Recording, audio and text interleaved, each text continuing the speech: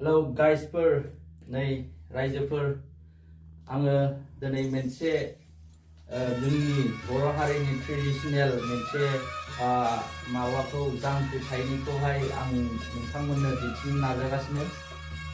नैबे जाहैबाय थुरवाल, बे जाहैबाय जोंहा प्रटेक्शन खालामग्रा। जोंहा बेखौहाय जोङो अनेक खामानियावहाय जों बाहायनो हायो आरो गानग्रा दङ, ओमफ्राय जुथा आरो ट्रेडिशनेल टफि।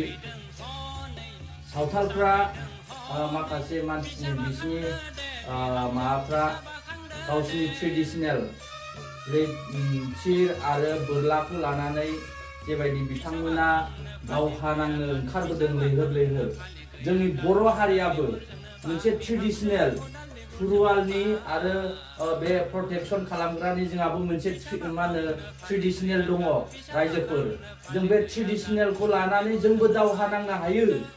मानो होनोब्ला जोंहाबो थुरवाल दङ, जोंहाबो प्रटेक्शन होग्रा दङ। जों बेखौहाय जोङो बानायनानै जोङो लैहोर लैहोर ओंखारबा बै जायफोर प्रशासननि मानसिफोर बिथांमोनाबो जोंखौहाय जेबो खालामनो हानाय नङा। मानो होनोब्ला बिथांमोनखौहाय ट्रेडिशनेल होननानै जोंनि थिर आरो बोरलाखौहाय बिथांमोना मा होनो सेनो हायाखै बा लांनो हायाखै।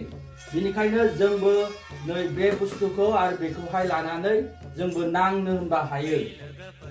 बिसिनि थिरालाय मा, जोंनाव प्रटेक्शन दङ, जोंनाव प्रटेक्शन दं आरो जों बे मा होनो बेजोंहाय जोङो प्रटेक्शन जों खालामनो हायो। बेनिखायनो रायजोफोर जों जेबो गिनो नाङा, जोंहा थुरवाला दङ आरो जोंहा प्रटेक्शन दङ।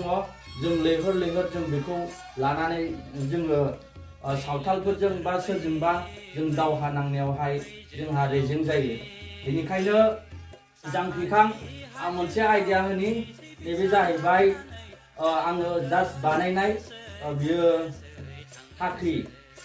बियो जाय मा होनो जों सिमेन्टजों जे सिमेन्टखौ लगायनानै दस्रायाव रोगाना लाङा होमबा, नैबे बुस्थुआ बियो। जोङो लहानिबो बानायनो हायो। बेखौहाय जोङो हमग्रा जों बेवहाय जालाय होना लादो, ओमफ्राय आरो बेखौहाय जोङो फाख्रिखौ लानो हागोन आरो जोंहा नैबे थुरवाल जों बेखौ लानो हागोन। जोङो ट्रेडिशनेल ड्रेसबो गाननो हागोन बा प्रटेक्शन मोनसे होबथाग्रा जोङो गाननो हागोन बा लंपेन्टबो जों गाननो हागोन। जों बेखौहाय जों बाहायनो हायो रायजोफोर। बेनिखायनो सांग्रां जा, जोंबो मोनसे ट्रेडिशनेलजों जों थांनानै बिथांमोनजों जोङो मा होनो खाथियाव थांनानैबाबो जों रायज्लायहैनो हायो। मानो होनोब्ला बिथांमोनाबो मा होनो थिर लानानै बोरला लानानै पुलिसफोरनि खाथियावहाय थालायलायनानै बेबायदि बाथ्रा रायलायलायनो जेबो खालामा बिथांमोनखौहाय बेफोरबायदि सावरायज्लायनो हायो। नाथाय जों बेफोरबायदि प्रटेक्शन आरो बेफोरबायदिखौ लायोबा बिथांमोनाबो प्रशासननि मानसिफ्रा जेबो खालामनो हानाय नङा जोंखौहाय। बेनिखायनो आङो फोरमायनाय रायजोफोर, जोङो बेबायदि थांखिजों आवगायोब्ला जोंखौ दस्रा गुबुन जाथिफ्रा गाग्लोबनो हानाय नङा। जोंखौ लैहोर लैहोर फैयोब्ला जोंनि प्रटेक्शन होगोनखौहाय बिथांमोना गिनानै थाद'गोन। बेनिखायनो फै जों बे बुस्थुखौ बानायनि। बे बुस्थुआ थाख्रि लबारनि दै, बे अब्लाबो जोङो थिंनि मोनो।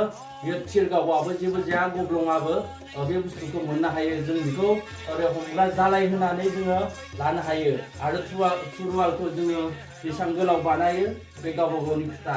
बेनिखायनो फै जों बयबो बे बुस्थुखौ बानायनानै गावबा गाव न'आवहाय सेफटिनि थाखाय जों बानायनानै जों लानि। एसेनोसै रायजोफोर, गोजोन्थों।